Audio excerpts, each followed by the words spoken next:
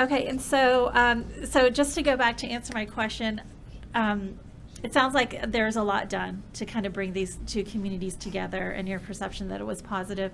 But do the kid? I guess I'm trying to ascertain, because I wasn't a trustee, being fairly new.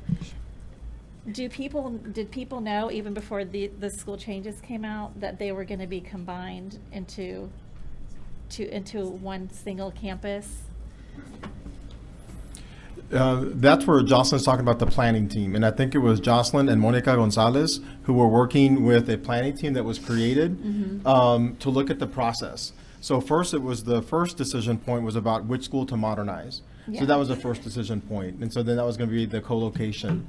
Then they've been coming together to determine then next steps while look at enrollment practices. So we have been working with them over time, and that's what Jocelyn was referring to. Okay, so the parents and the children knew that they were no longer going to go back to their own separate schools, that they were going to now be combined? Do they actually, it's like a yes or no? That vote I'm just trying to get a sense. Yet. Like, no, not that they were going to be combined, okay. Because that's what we're looking at is they were going to be co-located. Yeah.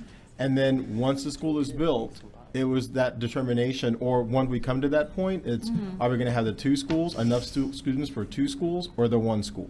Okay. And that is part of a process that we had established. Okay, so I guess, so that's what I'm leading to is what have we done as a district to kind of gauge how the families and the communities feel about that next step? Because it sounds like the co-location they were cool with, because I mean they understood that you can't be in a building while it's under construction, so they co-located.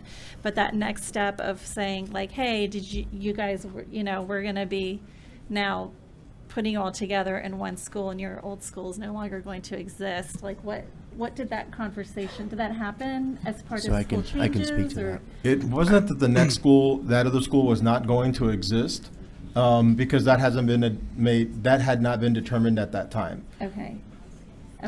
I can speak to that. Yeah. Also, by as Assistant Director of Community Engagement, without putting the cart before the horse, the previous engagement series, the objective was to really talk through with communities what transition planning could look like as part of the school changes implementation teams. And so part of the feedback we got was, because a decision had yet to be made, how that transition planning would look like. Okay. And so that was the intent of one of the intents of the previous series. Okay. And I apologize for belaboring this, but I still would love to hear from our equity officer on just these two. On these two particular ones, like I said, those are the two ones that I just don't have as much information on. So. Oh, she's not here. Okay. Okay.